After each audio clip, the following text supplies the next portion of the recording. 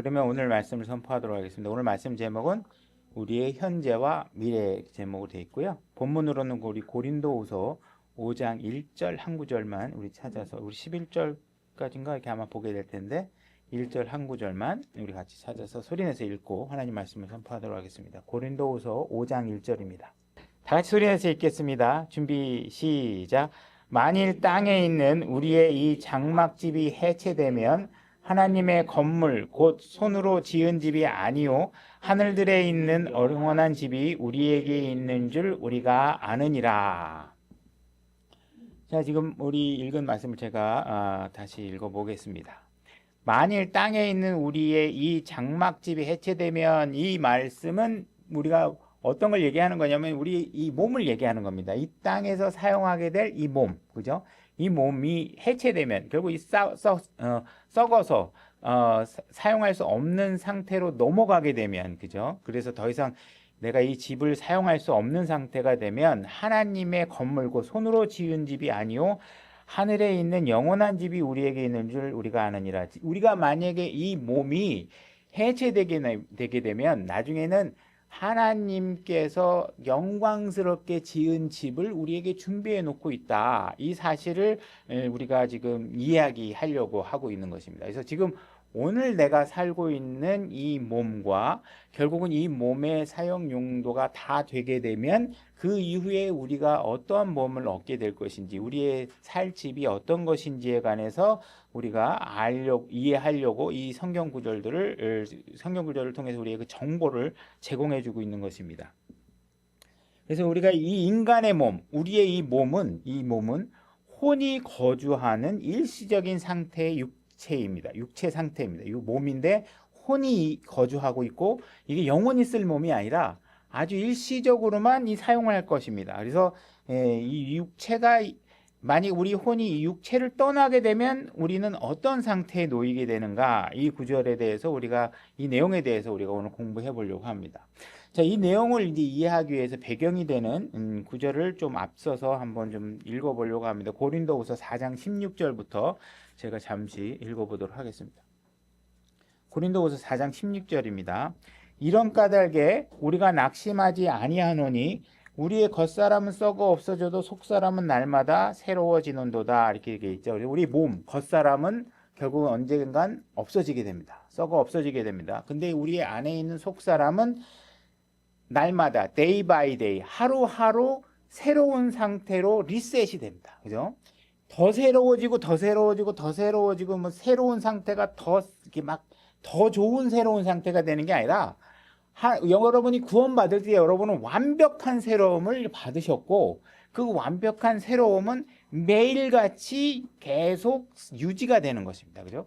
여러분들이 자동차를 사면 우리가 마일리지가 처음에 0에서부터 시작하겠죠. 그것이 10km를 타고 나서 다음날 되면 다시 0km로 돼서 새로운 상태의 차로 계속 유지되는, 여러분의 속사람은 항상 새로운 상태로 유지가 되는 것이다. 이를 얘기를 하고 있는 것입니다. 우리가 잠시 받는 가벼운 고난이, 지금 우리가 받고 있는 고난은 아주 잠시 받는 것이고 가벼운 고난이다. 근데 이 가벼운 고난이라는 게 개인마다 이게 다 상태가 틀리지만 바울이 겪은 고난들을 생각하면 그 고난이라는 것이 여러분들이 생각하는 아주 자지자란 이런 감정의 기복을 얘기하는 게 아닙니다. 그래서 이 땅에서 바울이 당했던 고난들은 우리가 보기에는 작지 않죠. 근데 이것이 별거 아니라는 겁니다. 왜? 우리가 앞으로 얻게 될 영광에 비하면 이건 아무것도 아니기 때문에 얘기하는 것이죠.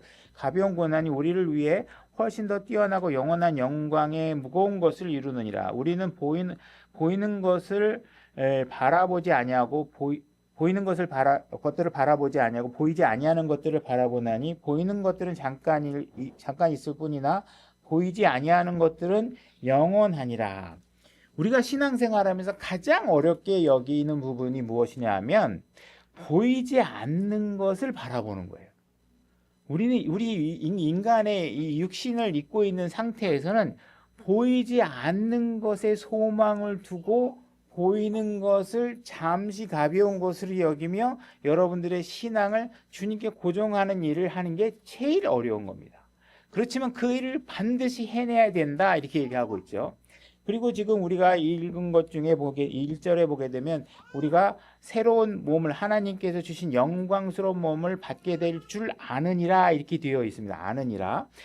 이에 우리가 이 구절을 읽은 사람은 어떤 상태에 놓이게 되냐면 전에는 알지 못했던 것을 하나님이 기록해 놓은 성경 말씀을 통해서 우린 새로운 지식을 얻게 되는 거예요. 그러면 이 성경 기록을 통해서 얻게 된 이 성경 지식을 얻게 되면 그 다음부터는 여러분들 어떻게 되느냐? 나는 이제 모른다 이렇게 얘기할 수 없는 상태가 되는 거예요. 이 성경은 인간이 줄 수 없는 놀라운 정보를 우리에게 제공해 주고 있는 거예요. 우리 몸이 해체되고 나서 어떻게 될 것인가를 얘기해 줄 수 있는 분은 하나님 말고는 존재하지 않습니다. 그죠? 이 사실을 우리에게 알려주고 있는 거예요. 성경을 통해서 우리는 손으로 짓지 아니하는 하나님께서 준비한 영원한 집이 우리에게 있을 것이다 라는 사실을 우리에게 얘기해주고 있고, 바울에게 그 지식을 전달해서 바울은 그것을 영감으로 하나님의 섭리로 보존되는 방식으로 그 글들을 기록해서 우리가 그 정보에 참여할 수 있도록 이렇게 하고 있는 것이라는 거죠. 5장 1절, 만일 땅에 있는 우리 이 집이 해체되면 이렇게 되고 있죠. 그러니까 이 몸이 언젠가 해체될 텐데 이 해체되는 경험을 하는 사람이 있고 이것을 하지 못하는 사람이 있죠. 어떤 사람이 못하느냐? 예외적인 상황이 어떤 사람이냐? 여러분들이 살아있을 때 휴고, 공중 재림을 하게 되는 사람은 이 육체의 썩어짐, 해체됨을 맛보지 않고 순식간에 공중으로 올라가서 예수님과 함께하는 상황이 되겠죠. 그러나 그 상황에 놓이는 사람들, 그 세대에 해당하는 사람들을 제외하는 모든 사람들은 다 어떻게 돼요? 다 이 육체가 해체되는 경험들을 하게 될 것이고, 과거부터 현재까지 지금 계속 모든 사람들은 동일한 과정을 계속 겪게 된다는 거예요. 아담이 처음에 죄를 갖고 이 땅에 들어왔을 때 하나님께서 뭐라고 얘기하냐면 너는 흑이니 흙으로 돌아갈 것이다 이렇게 얘기를 하고 있습니다. 하나님께서는 흙으로 인간을 지으셨고 흙으로부터 나오는 모든 것들을 에너지로 섭취할 수 있도록 만드셨고, 그래서 이 육체를 하나님의 뜻에 따라 용도에 따라 그 목적에 따라 사용하게 되면 그 이후에는 이 몸은 어디로 돌아가느냐? 다시 흙으로 돌아가게 된다 이렇게 얘기하고 있는 것입니다. 그래서 우리 지금 읽은 성경 구절을 통해서 우리가 알 수 있는 정보는 뭐냐? 이 몸은 이 땅에 있는 장막집이다 이렇게 얘기하고 있는 거예요. 장막집. 그러니까 결국은 이 몸은 내가 아니라 내가 사는 집이라는 거예요. 그러니까 나는 뭐예요? 나는 이 안에 있는 혼이 나고, 이 몸은 내가 아니고 내 혼이 거주하는 뭐예요? 거하는 집이라고 얘기하고 있는 집. 그죠? 집이라고. 그러니까 만약에 우리가 이 관점을 우리가 정확하게 성경을 통해서 우리가 알게 되고 그것을 믿음으로 받아들이게 되면 여러분들은 이 인생을 살아가는 데 있어서 구원받지 않은 사람들과는 완전히 새로운 관점을 가지게 된다는 것입니다. 다시 말해서 여러분들의 사랑하는 사람이 죽었다. 그래서 몸을 떠났다. 우리가 이렇게 얘기하잖아요. 그 이야기는 뭐냐 하면 우리의 혼은 새로운 곳으로 이사한 것이지 우리의 혼이 사라지거나 우리의 혼이 죽은 게 아니라는 거예요. 단지 뭐예요? 그 혼이 머물렀던 이 집이 철거되고 하나님께서는 준비한 새로운 집으로 이사를 한 것이구나 라고 생각을 하게 되는 것이죠. 그러니까 우리는 한 사람의 죽음을 바라보는 관점을 다른 사람들과는 완벽하게 다르게 가질 수 있는 구조를 성경을 통해서 우리에게 알려주고 있고, 이것을 너희가 이제 안다 이렇게 얘기하고 있는 것입니다. 그러니까 여러분들이 이 사실을 안 이상 죽음에 대한 관점은 세상 사람들과는 다른 관점을 가지실 수 있게 된다는 것이죠. 결국은 여러분들이 이 지금 겉사람 썩어 없어질 이 육신조차도 하나님께서는 이거 손으로 짓지 않은 집이라고 얘기하고 있습니다. 이 몸은 공장에서 인간들이 만들어낸 제품이 아니에요. 뭐 바이오 산업이 아무리 발달한다 그래도 여러분들의 이 몸을 갖다가 인간이 기본부터 막 얘기하는 게, 우린 뭐 유전자를 가지고 변형을 하거나 가공하거나 뭐 이런 것들은 할 수 있겠지만 완전히 그 자체를 완벽히 흙으로부터 하나님이 만든 방식 과정으로 인간의 몸을 생산해낼 수는 없는 것이죠. 성경에서는 시편에서는 139편에서 하나님께서 여러분들을 태중에 형성하셨다 이렇게 얘기하고 있습니다. 다시 말해서 여러분들의 몸은 하나님께서 만드신 몸입니다. 여러분들이 태중에 있을 때. 그래서 근데 단지 지금은 아담이 죄를 지은 이후에 그 몸은 점점 쇠퇴하게 되고 무너지게 되고 용도의 한계가 있게 되는 상태에서 머물러 있다가 여러분들은 그 구원을 받고 이 세상을 살아가는 동안 하나님께서는 어떻게 하고 있냐면 여러분들이 새로 입게 될 몸을 이미 그쪽에서 하나씩 다 준비해 놓고 계시고 여러분들이 이 몸이 해체돼서 딱 떠나는 순간 공백 없이 그 집으로 새로운 육신으로 딱 들어갈 수 있도록 하나님께서 다 준비해 놓고 계신다는 것이죠. 그래서 이 땅의 장막집이라는 이 표현이 우리가 임시 거처를 표현할 때 지금 장막, 이 장막이라는 표현을 썼죠. 그래서 성경에 보면 장막이 언제 등장하냐 하면 이집트에서 이스라엘 민족을 구원해내고 그들이 광야에서 하나님을 모시고 있는 그 성전을 만들 때 어떻게 했냐면 그들은 장막을 지어서 하나님과 더불어 그곳에 같이 머무르게 됩니다. 그래서 그들이 그곳에 있을 때는 어떻게 했냐면 기둥 몇 개를 세워놓고 동물의 가죽을 덮어서 장막을 만들게 됩니다. 그래서 결국은 그들이 약속의 땅에 도착했을 때는 그들이 아주 튼튼한 완벽하게 움직이지 않고 멋있는 인테리어가 된 집으로 다시 만들어서 그 돌로 지은 성전을 만들어서 그 성전에서 하나님을 경배하게 되고 그 안은 금으로 둘러싸여 있고 멋있는 장식으로 이렇게 만들어져 있는 장면을 우리가 구약을 통해서 볼 수 있게 됩니다. 그러면 이 몸을 왜 장막이라고 비유하고 있느냐? 이 몸의 형태를 보면 뼈대들이 있고 그 뼈대 주변을 살과 가죽으로 그죠? 이렇게 둘러싸고 있는 것이죠. 그러다가 이 몸은 나중에 어떻게 돼요? 폐기 처분되고 나중에 이스라엘 민족이 그 새로운 돌로 된 성전을 얻는 것처럼 우리도 저 하늘에 가게 되면 이 땅에서 갖고 사용하던 이 몸과는 비교할 수 없이 놀라운 건물을 우리가 집을 얻게 될 것이다. 이렇게 얘기를 하고 있는 것입니다. 자, 2절 한번 보겠습니다. 5장 2절. 자, 알겠습니다. 우리가 이 장막에서 신음하며 하늘로부터 오는 우리의 집으로 옷 입기를 간절히 원하노라. 여기서 우리의 축복의 말씀들을 우리가 또한 발견할 수 있는 것이죠. 여러분들이 지금 나중에는 영원한 집을 우리가 얻게 되지만 지금 이 땅에 있는 이 장막을 갖고 있는 이상 여러분들이 구원을 받았다 하더라도 여러분들은 어떤 상태에 놓이게 되느냐? 신음하는 상태에 놓이게 된다는 거예요. 신음하는 상태. 여러분들이 구원을 받았다고 해도 이 육체는 질병이 오게 되고 계단을 올라갈 때 무릎이 아프기도 하고 그죠? 더 심한 질병들을 걸리게 되면 고통을 겪게 되고 하는 것들이 있다라는 것이죠. 이것은 여러분들이 구원을 받았다고 해서 면제되는 내용이 아니라는 거예요. 여러분들이 이 장막에 있는 한 신음하는 소리를 면제받을 수 없다라는 사실들을 정확하게 얘기하고 있는 것이죠. 단지 우리가 차이가 있다면 구원받은 사람과 구원받지 않은 사람의 차이가 있다면 어떤 것이냐? 구원받지 않은 사람들은 어떻게 돼요? 우리 육체에 모든 문제가 생기게 되면 무엇에 집착하냐면 뭔가 특별한 약을 통해서 이 몸을 어떻게 해서든지 오래 붙들고 살리는 일에 온 재산과 온 신경과 시간을 사용하게 됩니다. 그죠? 어떻게 하면 이 몸을 더 오래 붙들 수 있을까? 그래서 막 그냥 좋은 공기도 마시러 다니고, 그죠? 좋은 약도 찾아다니고, 신약이 나오는 거 있으면 비싼 돈을, 그죠? 최근에 보게 되면 제 주변의 지인들이라든지 제 친구들도 질병에 걸리게 되면 다 주사 한 번에 막 100만 원이 넘는 주사들을 막 하죠. 신약인데 한번 맞아 보시겠습니까? 그러면 내 몸을 희생해서 제약회사의 약이 탄생하는 과정에 기여를 하게 됩니다. 내 돈 내가 하면서, 그죠? 그런 것들을 하게 되는 게 뭐예요? 많은 사람들이 육신을 어떻게 해서든지 붙들고 싶어서 거기에 집착하고 나머지가 보이지 않는 것이죠. 그 과정 자체가 다 나쁘다고 하는 건 아니에요. 그러나 그들의 생각이 거기까지밖에 미치지 못한다는 게 문제라는 것이죠.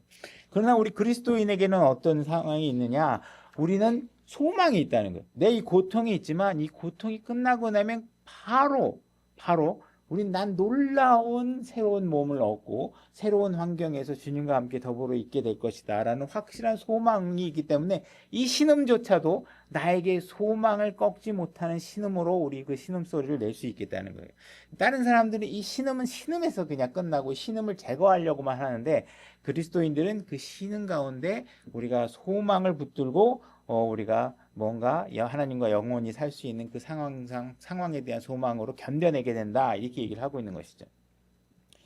우리는 죽음 자체를 사모하지 않습니다. 우리가 그리스도인이라 그래도 죽음 자체를 좋아하지 않아요. 그래서 저는 가능하면 이렇게 아유 저렇게 살 바에는 빨리 죽어야지 이런 얘기를 저는 개인적으로 잘 하고 싶어 하지 않은 편입니다. 그죠? 어떻게 하든지 좀 살 수 있거나 아니면 이제 최종적으로 좀 고통 없이 잘 지냈으면 하는 생각들이 항상 머무르게 되는데 우리의 본능은 자꾸 살고 싶어 합니다. 이게 누가 뭐라 그래도 말은 그죠? 저도 어머님과 간병하면은 한편으로는 미안하지만 이 상태로 계속 오래 살아달라고 하는 건 아니겠죠. 뭔가 좀 나아졌으면 좋겠는데 계속 치매와 상황을 인식하지 못한 상태에서 버틸 때도 우리가 그 어머님은 아유 내가 이 상태로 살면 어떡하냐 하지만 그건 우리 이지적 판단이 얘기하는 거고 본능은 항상 살고 싶어 하는 거예요. 왜 그러냐?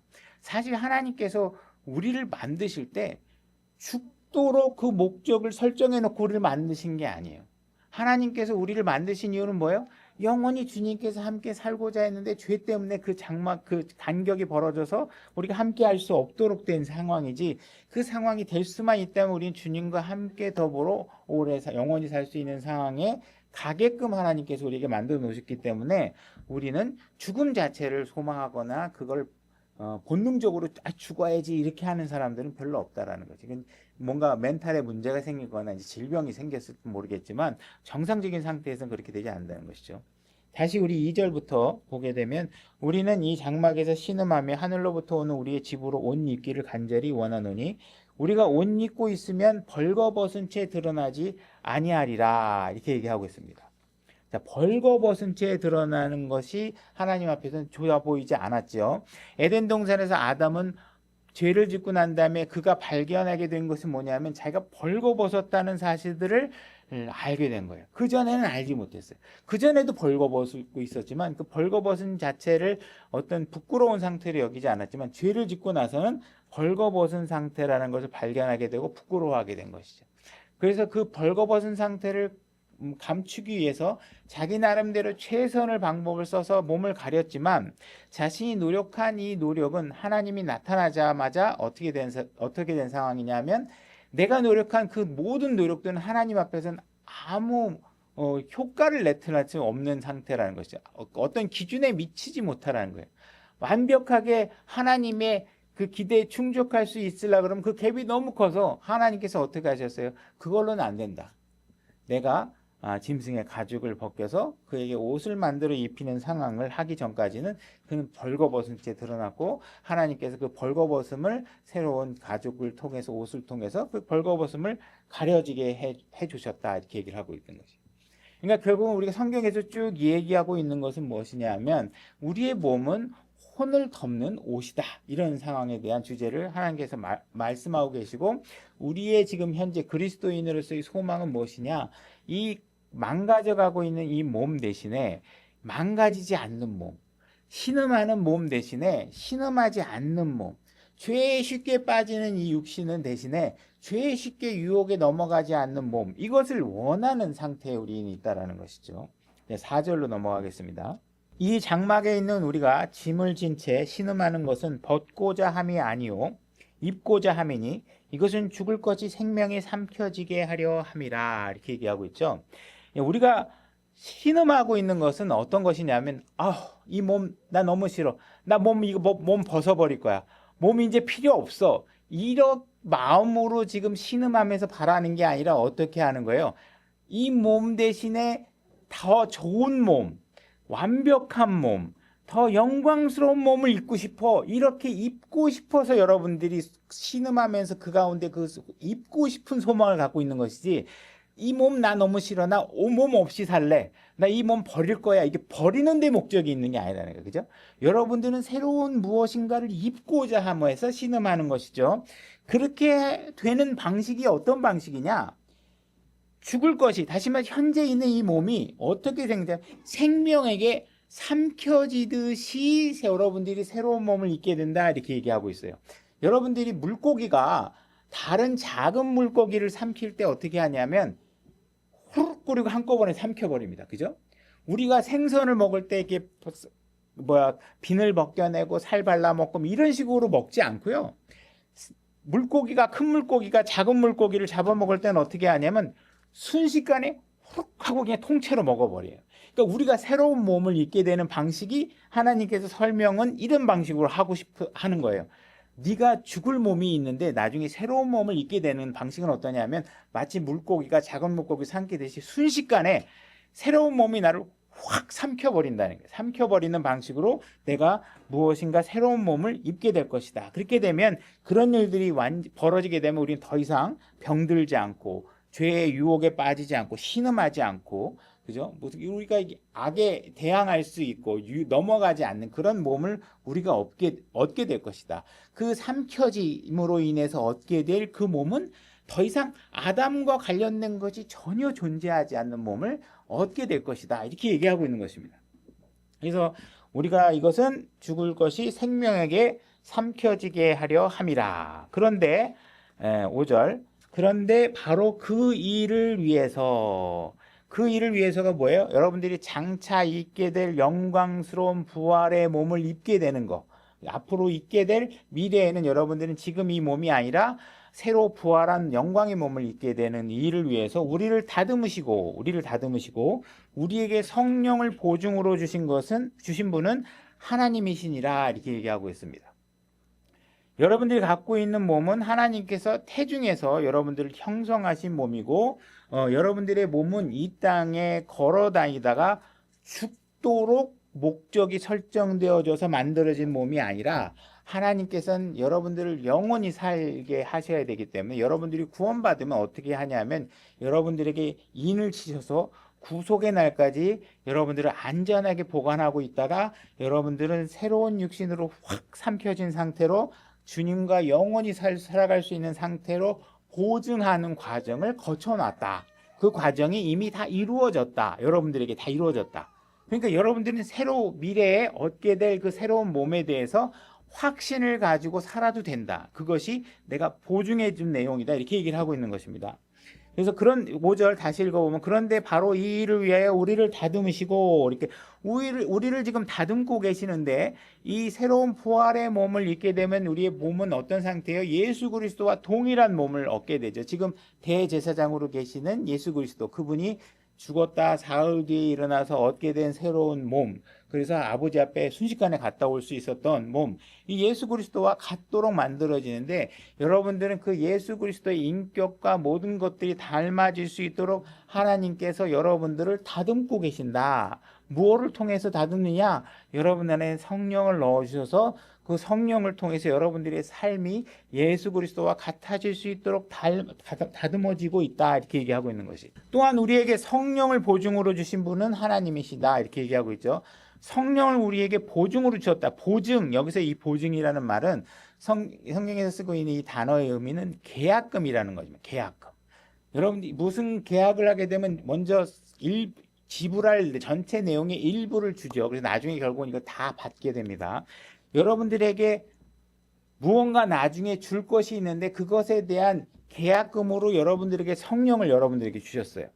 그래서 그 성령을 받으면 여러분들은 어떤 상태가 되냐 하면 여러분들은 과거에 구원받기 전에는 할 수 없었던 일들을 할 수 있게 되는 상태가 돼요. 여러분들은 옛날에는 나쁜 습관이 있었고 죄를 향해서 달려가는 습관이 있었는데 성령을 여러분들한테 딱 줌으로 인해서 그 계약금으로 받은 것만 갖고도 여러분들은 어떤 능력을 발휘하냐? 죄를 거부할 수 있는 능력을 발휘하게 되고 완벽하게 새로운 삶을 살아갈 수 있는 그런 환경이 여러분들에게 주어지는 거예요. 그러니까 내 삶이 전에는 나는 이런 사람을 전에는 용서할 수 없었는데 내가 전에는 이런 상황이었으면 벌써 내 입에서 쌍욕이 나갔을 것 같은데 전에 같았으면 이 정도 상황이면 내가 벌써 주먹이 먼저 나가든, 그죠? 막 이게 막 감정적으로 막 그냥 상대방을 저주하고 내가 입으로 스트레스를 풀 정도로 내가 블라블라블라 거리고 내가 욕을 해야 내가 직성을 풀렸는데 그런 내 모습이 완벽하게 달라지고 내가 전에 있었던 모습이면 내 자식과 부모와 아내와 남편과의 관계가 내가 전에는 정말 예수님 알기 전에 해결할 수 없었던 일들이 예수 그리스도를 믿고 나니까 그 성령님을 통해서 내 삶이 확 바뀌었다는 거예요. 그러니까 하나님께서 우리에게 뭘 보여주시냐 하면 봐라. 내가 계약금만 줬어, 보여줬어. 지금 이 옛 육신 안에서 그거밖에 알 수 없으니까. 근데 그걸로 내가 완벽하게 다른 사람을 살아갈 수 있는 상황이 되지. 그걸로 네가 뭘 확신할 수 있냐 하면 완벽하게 내가 새로운 영광의 몸을 얻게 되는 그 순간에 너는 완벽하게 다른 사람이 될 거에 대한 확실한 보증이 바로 이 성령이야. 이 정도만 이 성령만 갖고, 성령 갖고서 너희들이 이렇게 바뀌는 삶을 사는 것을 보면 미래에는 예수 그리스도와 함께 있을 때는 그 영광의 약속들이 반드시 실현될 거라는 것을 확신할 수 있는 계약금이야. 이렇게 얘기를 하고 있는 것이죠. 그러니까 여러분들이 구원을 받은 게 정말 맞다면, 그죠? 여러분들의 삶에는 반드시 변화가 일어나야 되는 거예요. 그걸 통해서 여러분들은 뭘 가질 수 있어요? 아, 이 성령이 나를 바꾸고 계시는구나. 그렇다면 내가 미래에는 어떻게 될 것이다? 진짜 영광스러운 몸으로 바뀐다는 걸 내가 확신할 수 있겠구나. 지금도 내가 이 썩어질 몸을 갖고도 이렇게 내가 영광스러운 삶을 살아나갈 수 있다면 분명히 미래에는 완벽하게 예수님처럼 변화될 수 있는 것이 이 불가능한 일이 아니구나. 그러니까 나는 이 상황을 확실하게 붙들고 소망으로 내가 붙잡을 수 있다. 이렇게 되는 것이죠. 이 상황을 성령으로 우리에게 보증을 주셨다 이 얘기를 하고 계시는 거예요. 그러니까 여러분들의 삶에 변화가 안 일어났다. 근데 예수님을 믿어서 뭐가 달라졌다는 거야? 그러면 첫 번째 의심할 게 제일 위험한 게 뭐예요? 구원 안 받았나? 이거 생각해 보셔야 돼요. 두 번째, 구원을 받았지만 내 삶이 성령님이 전혀 내 안에서 일할 수 없는 상태로 내가 그분을 지금 죽이고 있는 게 아니, 성령의 활동을 지금 불을 끄고 있는 건 아닌가? 그러지 않고서는 지금 다행히 그래도 구원을 받은 것이 훨씬 더 안전하지만 혹시 만에 하나 여러분들이 진짜 나는 구원을 안 받아서 그냥 절에 가서 앉아 있을 거 제가 지금 교회에 와서 앉아 있는 정도라면 이거 심각한 문제겠죠, 그죠? 여러분들이 난 철저까지 구원받을 줄 알았는데 나중에 눈 떴는데 예수님의 품이 아니야. 그렇게 될 수 있다라는 거예요. 그러니까 여러분들은 지금 이 보증금이 여러분들을 정말 보증금처럼 활용할 수 있는 상태가 되어 있어야 돼요. 이게 안 돼 있으면 안 된다는 거예요. 이게 보증으로 줬대요. 그러므로 그래서 여러분들은 영원한 죄의 상태로 이 현재로서는 있지만 그분의 임재 안에서 살 수 있도록 모든 여건들을 우리에게 만들어주고 계신다는 거예요. 우리가 항상 확신에 차서 우리가 몸 안에서 집에 거하는 동안에는 주로부터 떨어져 있는 줄을 아노니 이렇게 얘기하고 있죠. 지금 이 말씀은 뭐냐면 지금은 내가 하늘나라에 안 가 있어. 그죠? 예수님이 나중에 나를 데려갈 그 목표 지점에는 아직 안 가 있어요. 그러니까 지금 확실히 내가 알 수 있는 건 뭐예요? 아직 그 변화될 때는 아니야. 그러나 성령이 나에게 보증금으로 와 있어. 그러니까 내가 확실히 알 수 있는 건 뭐냐면 아직은 때가 아니고 그분이 데려갈 목표 지점에는 아직 내가 도달하지 않는 상태야. 이건 명백한 사실이야. 이 사실을 내가 정확하게 이해하고 있어야 내가 이 땅에 살아가면서 나에게 일어나고 있는 일들을 정확하게 이해할 수 있어. 이 얘기를 하고 있는 거예요, 바울은. 그죠? 많은 사람들이 오늘날 착각하고 있는 것들이 뭐냐 하면 내가 기도하고 하나님이 개입하시면 나는 지금 이 순간 완벽하게 뭐 성불을 하던 불교에서 하게 하면 아니면 뭐 해탈을 하든 아니면 우리가 완벽하게 예수님처럼 될 수 있어. 이거는 아니라는 거예요.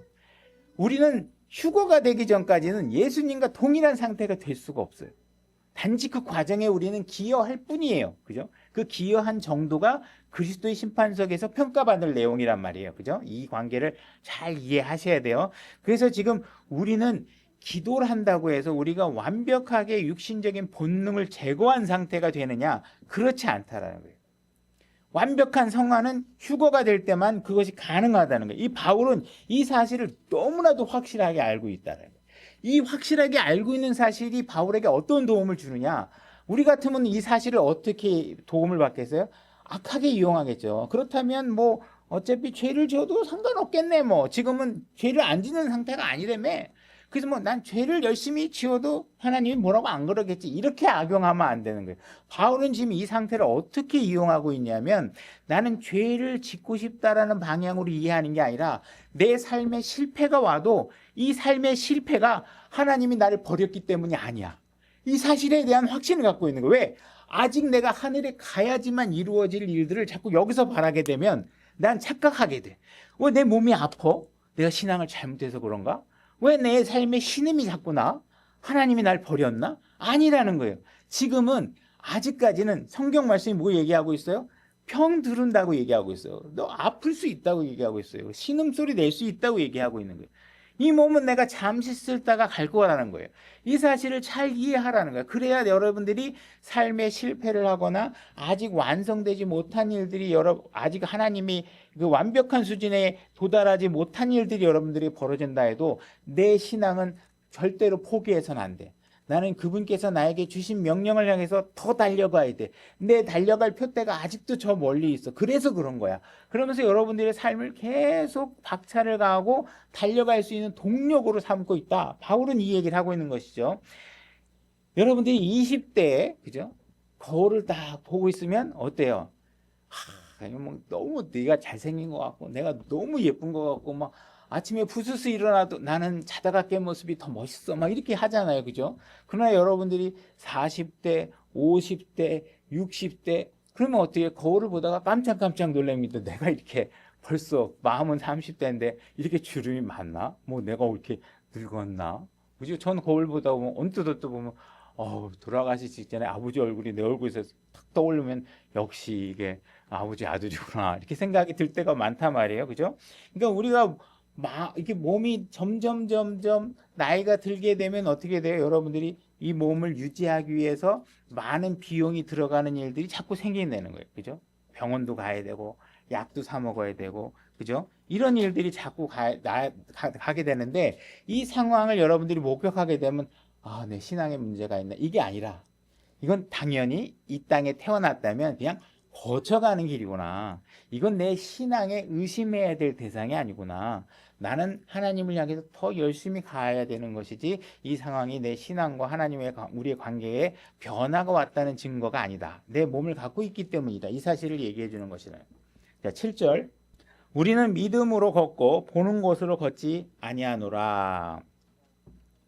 그래서 우리가 보이지 않는 것에 우리가 주목해야 되는데 자꾸 여러분들이 보이는 것에 주목한다고 하면 여러분들은 보이지 않는 것을 바라보는 일에 자꾸 실패하게 돼요. 분명히 보이지 않는 주님을 향해서 그리고 앞에 미래에 일어날 일이지만 이미 다 확보된 내용들에 관해서 여러분들이 정확하게 인식을 하지 않으면 자꾸 육신적으로 무슨 문제가 오면 여러분들이 교회 나가봐야 아무 소용도 없어. 기도해봐야 아무 소용도 없어. 기도했는데 왜 자꾸 암이 왜 생기는 거야? 기도했는데 왜 무릎이 계속 아픈 거야? 목사님이 와서 기도해 줬는데 왜 병이 안 낫는 거야? 이건 왜 그래요? 자꾸 잘못된 목사들이 사꾼 목사들이 자꾸 부도수표를 남발해 갖고 성도들이 잘못된 기대를 하고 있는 거예요. 성경에서 약속하지 않은 것들을 자꾸 약속해 줌으로 인해서 성도들이 거짓된 소망을 갖고 있어요. 그 신앙에 실패하게 되면 어떻게 돼요? 하나님 믿어도 소용없나 봐. 이렇게 얘기하면서 성경에 얘기하지 않는 일들이 잘못된 이것들로 이 관점이 바뀌게 되면 여러분들의 신앙은 자꾸 하기 힘들어진다는 거예요. 그래서 여러분들이 교회를 다닌다고 해도 신앙을 잘 한다고 해도 여러분 안에서 일어나야 될 일들은 구원받지 않은 사람이나 구원받은 사람이나 정확하게 다 일어나게 될 것이다. 그래서 우리의 소망은 성경과 같은 일들이 나에게 일어나길 바라셔야지 성경과 다른 성경은 분명히 우리 몸문에 신음한다고 했는데 갑자기 어느 목사님이 기도해 줬더니 병이 나았어요. 뭐 이런 것들이 대부분 다 거짓 증언들이긴 하지만 그런 일들이 여러분들이 현혹돼 갖고 막 요즘은 이제 그런데 많은 사람들이 약어져 가지고 기도원 산업이 다 망했죠. 그죠? 옛날엔 조금만 시골 길로 가면 무슨 기도원이 엄청나게 많았다가 이제 사람들이 그 정도로 이제 막 무지하지는 않으니까 안 되는 거예요. 그죠? 뭐 어느 여집사 어느 여목사한테 가면 막 병이 났더라 막 이런 것들 막 그죠? 무당들이 몇 사람 풀어가지고 막 용하다고 소문내게 만드는 거하고 똑같은 거죠. 그래가지고 그런 게 막 기도원이들 엄청나게 융성하다 지금 다 사라져요. 우리의 소망은 어디에 있어야 되냐? 성경과 내가 일치된 선상에서 내 삶이 진행되고 있는지를 확인하는 것이 가장 중요하다. 그 사실을 이해하셔야지. 그렇지 않고 자꾸 허공에 떠갖고 막 기도하면 뭐가 막 만사형통 되는 것처럼 잘못된 그 신앙을 가지고서 확신하면 안 된다. 바울이 확신하고 있는 건 하나님이 나에게 주신 말씀 그대로 나에게 일어나고 있다는 사실들에 대해서 역시 하나님의 말씀 진리구나. 이 사실을 알고 있다는 거예요. 8절. 내가 말하노니 우리가 확신에 차서 원하는 바는 차라리 몸을 떠나 주와 함께 있는 그것이니라 이렇게 얘기하고 있죠. 그러니까 이 말을 우리가 들어보면 우리가 이 무슨 말이지? 그럼 뭐 이게 뭐야? 뭐 죽고 싶다는 거야? 뭐 이렇게 얘기를 하면서 우리가 좀 혼란스러워하게 하겠죠. 우리 에베소서 5장 29절 한번 찾아보겠습니다. 제가 읽겠습니다. 지금까지 아무도 자기 육체를 미워한 적이 없고 오히려 그것을 양육하고 소중히 여기기를 주께서 교회에게 하신 것 같이 하나니 이렇게 되어 있습니다. 여기 양육하라는 게 nourish라는 영어 단어인데요. 이게 뭐냐면 밥 주고 물 주고 돌보고 이러는 거예요. 그러니까 여러분의 육신에 대해서 하나님께서는 어떤 걸 원하시냐면 잘 돌봐라. 그죠? 잘 돌봐서 여러분들이 몸을 오래 사용할 수 있도록 돌보는 일에 대해서 하나님은 나쁘게 얘기하고 계시지 않아요. 그걸 당연히 얘기하는 것이죠. 그래서 여러분들이 아픈 게 있으면 당연히 그 치료하는 방법으로 노력하기를 하나님께서 원하고 계시는 거예요. 소중히 여기고 그 적절한 영양을 공급해서 몸을 잘 사용할 수 있도록 하라는 것이죠. 근데 만약에 여러분들이 거기까지만 보게 되면 어떻게 되느냐, 이 몸을 붙드는 데만 계속 있게 되네. 그러나 바울이 지금 얘기하고 있는 것은 나는 이미 이 죽음 이후에 무엇이 있는 거에 대한 확신이 있기 때문에 나는 정말 마음 같아서는 내가 진짜 이 땅의 일들을 놔두고 거기에 가는 게 더 좋을 것 같아. 이 얘기를 하고 있는 거예요. 그러니까 바울은 죽음 자체를 사모하는 게 아니라 그것이 너무 좋다라는 사실에 대해서 얘기하고 있는 거예요. 그리고 차라리 내가 갈 수 있으면 좋겠다라고 얘기하고 있는 것이죠. 자, 빌립보서 1장 21절로 한번 가보겠습니다. 빌립보서 1장 21절. 제가 읽겠습니다. 내게는 사는 것이 그리스도시요 죽는 것이 이득이니라. 우리가 죽으면 그것이 훨씬 더 이 땅에 사는 것보다 유익한 부분들이 많다. 이렇게 얘기하고 있는 것이에요. 그러니까 나 빨리 거기 가고 싶다. 이 얘기를 지금 하고 있는 거예요. 22절. 만약에 여러분들도 그렇죠. 여러분들도 누군가가 돌아가시면 그 유가족들이 어떻게 얘기해요? 가면 아유 어머님 어떻게 하다가 이렇게 돌아가셨습니까? 아유 뭐 지금 더 좋은 곳에 가셨습니다. 이렇게 얘기하게 되겠죠. 그래서 만약에 그 유가족에게 아 그러면 본인도 더 좋은 곳에 갈 것을 믿습니까? 믿는다 그러면 지금 바로 가시는 건 어떻습니까? 그러면 안 좋아하겠죠, 그죠? 우리 거기에 확실한 믿음이 없는 거예요. 바울은 근데 실제로 그거를 진짜로 믿는 거예요. 입으로 얘기하는 게 아니라 진짜 거기 갈 수만 합법적인 방법으로 갈 수 있으면 그 죄를 짓는 방법은 안 되겠죠. 정말 합법적으로 하나님 앞에 죄가 되지 않는 방법으로 갈 수 있다면 정말 갔으면 좋겠다는 거예요. 그러나 내가 육체 안에 산다면 이것이 내 수고의 열매니라. 바울은 육체 안에 사는 것도 고민하고 있고 주님 앞에 가는 것도 고민하고 있는 거예요. 왜? 주님 앞에 가면 더 좋다는 걸 알아. 근데 이 땅에 있으면 그분을 기쁘게 할 수 있는 일을 할 수 있다는 것도 알아. 그 수고의 열매가 그분이 좋아하는 거예요. 비유가 적절한지는 모르겠지만 이 예를 돕기 위해서 제가 한번 생각해 봤어요. 만약에 내가 아내와 함께 있는 게 너무 좋아요. 아내와 함께 있는 게 좋은데 내가 여기 있으면 아내가 좋아하는 명품백을 살 수 있어. 그러나 아내와 함께 있으면 명품백은 못 사. 그죠? 이런 관계를 이해하시면 돼요. 지금 주님은 한 원이라도 더 구원할 수 있는 일에 대한 기쁨을 갖고 있어. 그분을 기쁘게 하는 일들이 내 육체 안에 있는 열매로 그분을 기쁘게 할 수 있단 말이에요. 내가 죽고 난 뒤에는 그 일을 못 해. 그러니까 내 여기서 육체로는 그 수고할 수 있는 일이 있으니 내가 너무 좋고 내가 죽으면 그분과 함께 궁극적인 목적은 뭐예요? 그분과 함께 있는 거잖아요. 그죠? 근데 그분과 함께 있는 것이 되니까 정말 좋다라는 거예요. 이 두 가지 사이에서 내가 뭘 취해야 될지 정말 혼란스러울 때가 많다. 이렇게 얘기를 하고 있는 거예요. 24절 떠나서 그리스도와 함께 있기를 바라며 내가 둘 사이에 끼어 있느니라.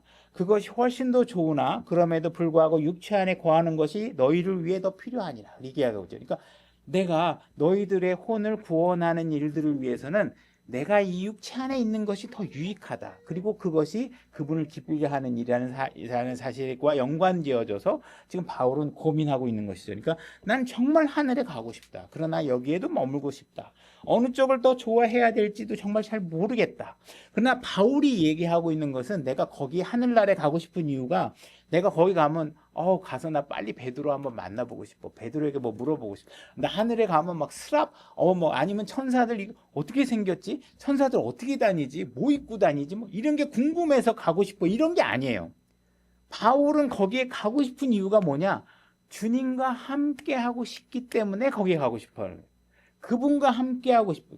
그러니까 이 바울은 그 위치가 중요한 게 아니야. 어느 위치에 가겠다는 게 중요한 게 아니라 그분과 함께하는 일에 대해서 관심을 갖고 있는 거예요. 그러니까 이 땅에서도 그분과 함께하고 그분을 기쁘게 하는 일이라면 좋겠고, 거기에 가면 진짜 그분과 함께 있으니까 좋겠고, 바울이 얘기하는 건 그분과 함께 있는 일 자체에 아주 초점이 잡혀져 있는 거예요. 그 자체가 너무 좋다는 거예요.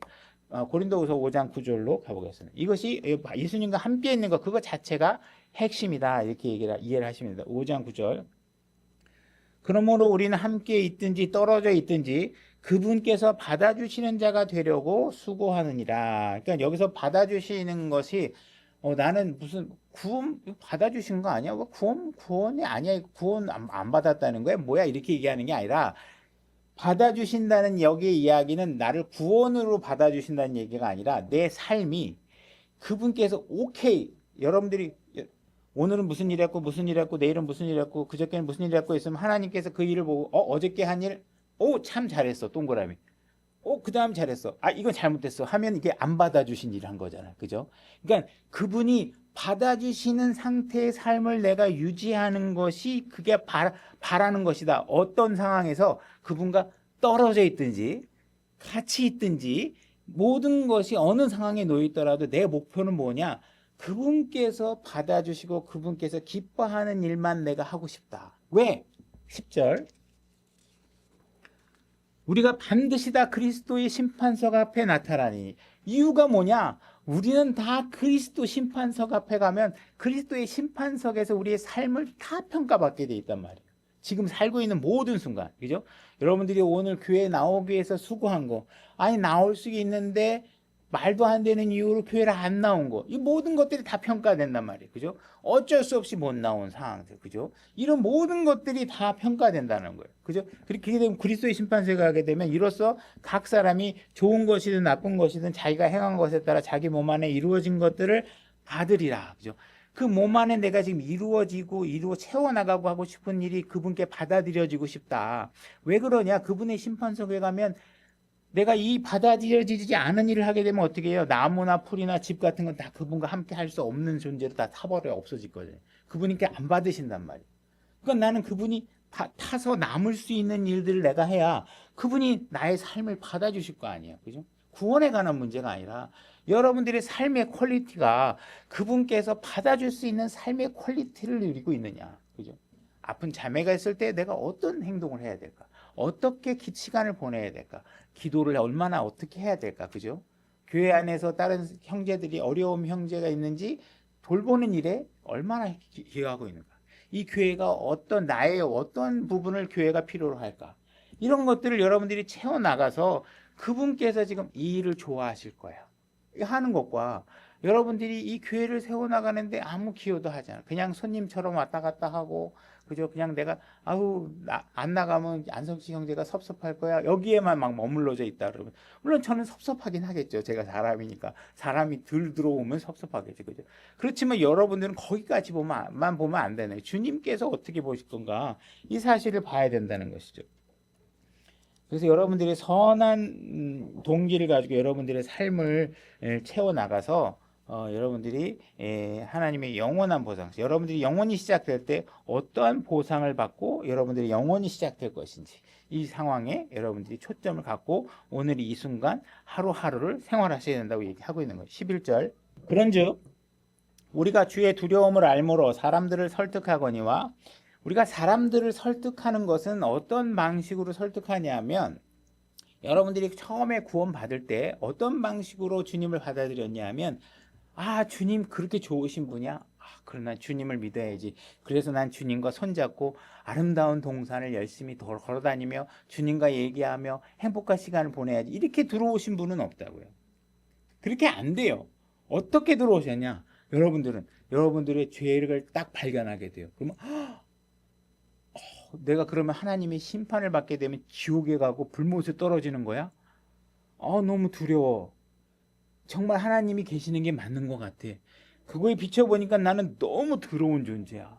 내가 누굴 위한다고 했다는 생각들이 다 알고 보면 다 그런 거예요. 부모한테 뭐 잘한다고 했는데 혹시 그 생각 도중에 이게 부모를 위한 게 아니라 내 이기심 때문에 그런 건 아닌가 하는 생각들을 막 되돌아보면 구석구석에 나의 죄의 잔재들이 막 가득 다 쌓여 있는 것 같아. 나는 효심이라고 생각했는데 구석구석 보니까 또 그것만은 아니었던 것 같아. 막 이런 것들이 여러분들을 괴롭히고 하게 되잖아요. 그죠?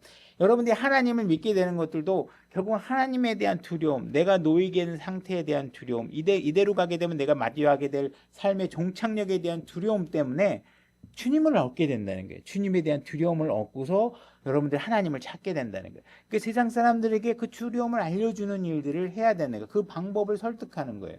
그래서 사람들을 설득하면 우리가 하나님께 밝히 드러났고 여러분들은 하나님 앞에 밝히 드러났다는 건 뭐냐면 여러분들이 어떤 상태인지는 하나님을 다 아세요. 다 들여다볼 수 있어요. 하나님은 그냥 여기 조명을 한 100개 정도 켜놓은 것처럼 내 삶을 들여다보고 있어요. 여러분들이 음란잡지를 볼 때도 하나님은 뭐 1000와트짜리 조명으로 여러분들이 하고 있는 일, 여러분들은 숨어서 한다고 하고 있던 일, 그죠? 누군가를 음해하고 있던 일, 거짓 증언했던 거, 그죠? 누구를 미워했던 거, 막 이런 것들이 막 100와트, 막 1000와트 막 이런 조명으로 여러분들 다 들여다보고 있으면서 하나님 앞에 다 드러나고 있어요, 그죠? 또 너의 양심에도 밝히 드러날 줄로 나는 확신하노라. 하나님이 아는 일만큼 여러분들에게 또 다른 중요한 일이 있는데 뭐냐면 여러분의 삶이 정말 다른 사람들이 보면 하나님의 아들 같아 라고 드러날 만큼의 여러분들이 행위를 해야 돼요. 근데 여러분들이 그런 행위를 안 하면서 하나님 믿어, 예수 믿으면 좋아, 너는 뭐가 좋아졌어? 그런 거 묻지 말고 예수님 믿으면 좋아. 그러면 여러분들이 양심이 어떻게 돼요? 이건 여러분 양심이 화인 맞은 거잖아요. 그죠? 내가 지금 성취하지 못한 일을 상대방 보고 하라는 거 아니야. 그죠? 이런 상태가 되면 안 된다는 거예요. 내가 그걸 성취해 내가면서 상대방에게 봐. 내 삶이 정말 옛날엔 죄인으로밖에 살 수 없었는데 내가 예수 그리스도를 믿고 나서 완전히 바뀌었어. 그 성령님 때문에 이렇게 바뀐 거야. 그 성령님을 우리에게 주셨거든. 난 이걸 알기 때문에 내가 앞으로 영원한 하나님과 주님과 더불어 영원히 살 수 있는 사람 존재로 바뀐다는 것까지도 믿어. 그걸 봐. 나에게 입증되잖아? 라고 얘기할 수 있어야지 여러분들이 양심의 가책이 안 받겠죠. 그죠? 여러분은 하나도 안 바뀌었는데 사람들 보고 예수 믿으면 뭐가 좋아요. 인생이 바뀌어. 다 거짓말하고 그러면 여러분들은 양심이 어떻게 되는 거예요? 안 되는 거죠. 그러니까 여러분들에게는 양심도 밝히 다 드러난단 말이에요. 다 보인단 말이에요. 그런 상태가 되어야 된단 말이에요. 바울은 지금 그 문제에 관해서 지금 명확하게 이야기하고 있는 거예요. 그래서 내가 누군가에게 복음을 전한다는 건 지금 내가 복음을 전하면 무슨 보상이 생길 거야, 무슨 면류관을 받을 거야, 뭐 할 거야, 이것 때문에 하는 게 아니라 당연히 그건 따라오겠지만 지금 바울의 관점은 뭐냐면 내가 전하지 않으면 저 사람은 지옥에 가. 내 남편이 지금 이 상태로 죽으면 지옥에 가. 내 아내가 지금 이 상태로 죽으면 지옥에 가. 그게 난 너무 두려워. 하나님에 대한 두려움 때문에 주님께서 갖고 있는 심판의 능력이 엄청나게 정확하고 날카롭게 이루어진다는 사실을 알기 때문에 난 저 사람에게 복음을 전할 수밖에 없어. 난 그래서 내 남편과 내 아내에게 지금 교회 가자고 할 수밖에 없어. 그것이 내가 할 수 있는 최선이야. 그것 말고 우리가 할 수 있는 일, 그래야 여기서 어떻게 살든 간에 이 몸이 끝나고 나면 우리는 주님 앞에 갈 수 있잖아요. 그게 아니면 안 돼. 성경은 그 방법 말고는 불가능하다고 얘기하거든. 다른 방법, 내가 스스로 노력해서 뭘 하려고 하면 아무것도 안 된다는 거예요. 불가능하다고 명확하게 얘기하고 있잖아요. 그죠? 그래서 하나님께서 이 보고 있는 일들을 갖다가 우리가 내 행위와 하나님이 나를 보시는 건 너무나 다 잘 알겠지만 다른 사람도 내 행위를 통해서 내 양심의 가책이 받지 않을 정도의 내 삶이 드러나도록 해야지만 내가 내 삶이 어떻게 돼요? 그리스도의 심판석에서 받아들여지는 삶이 될 것이고 그것이 평가받아서 영혼을 엄청난 보상으로 내가 함께 시작할 수 있는 일들이 다 연관되는 일들이란 말이에요. 그러니까 내가 받아들여지는 일을 해야지만 되는 것이잖아요. 그러니까 이해하려면 뭐예요? 나중에 일어난 일, 지금 내가 겪어야 될 상황에 대한 정확한 분리와 그 개념을 이해하고 있어야 사람들에게 정확하게 설명하고 있고, 성경을 구원받았는데 하나님 믿으면 뭐 병도 낫고 다 한다며 그런 걸 내가 전했다면 어떻게 하는 거예요? 나 양심에 가책받을 일을 전한 거죠. 그죠? 부도수표 전한 거란 말이에요. 성경에 어디 있어 그런 말이. 예수님 믿으면 병 안 생기고 죽지 않는다는 말이 어디 있냐고. 그죠? 지금 수많은 교주들이 다 내가 예수라고 해놓고 나서 다 문제가 생기는 게 뭐예요? 죽어. 근데 어떻게 또 그걸 자기 부인한테 넘겨놓고도 교세가 유지되는 거 보면 참 인간은 무지하게 어리석은 거예요. 그죠? 예수님이라고 한 사람이 죽는데 그러고 나서 또 어머니 하나님 만들어가지고 마누라가 대신 종교를 유지하도록 만드는데 이 세상에 그 많은 사람들이 엄청나게 어리석어. 나는 똑똑할 거야. 여러분들이 똑똑하려면 어떻게 하셔야 돼요? 성경 말씀 붙드는 거 말고는 아무것도 방법이 없습니다. 그래서 하나님의 진리가 나에게서 드러나야 이 진리를 세상 사람들에게 보여줄 수 있는 거예요. 여러분들은 진리를 얘기하는데 그 진리가 나에게는 해당이 안 돼. 나는 나를 승복시키지 못해. 근데 어떻게 세상 사람들에게 이 말로 앞으로 영원히 살 수 있다는 걸 전하는데 나는 쥐뿔도 하나도 안 변해. 그거 어떻게 전해요? 그 진리라고 어떻게 전해요? 그 하나님과 나 사이에 드러난 진리가 세상 사람들에게도 드러날 수 있도록 여러분들이 삶을 살아내야 된다. 하늘의 시민으로서 여러분들이 삶을 살아내서 분명히 하나님께서 주신 성령이 나의 미래를 확증하고 있다는 사실들을 세상 사람들에게 보여줘야 된다는 거예요. 그래서 여러분들이 그렇게 살면 이 삶이 결국은 이 수명을 다하게 될 거고 그것이 여러분들의 삶이 끝이 아니라 여러분들은 주님과 함께 영원히 있는 상태가 될 것이다. 이것이 바로 기독교의 위대한 논리가 되는 거, 교리가 되는 것이죠.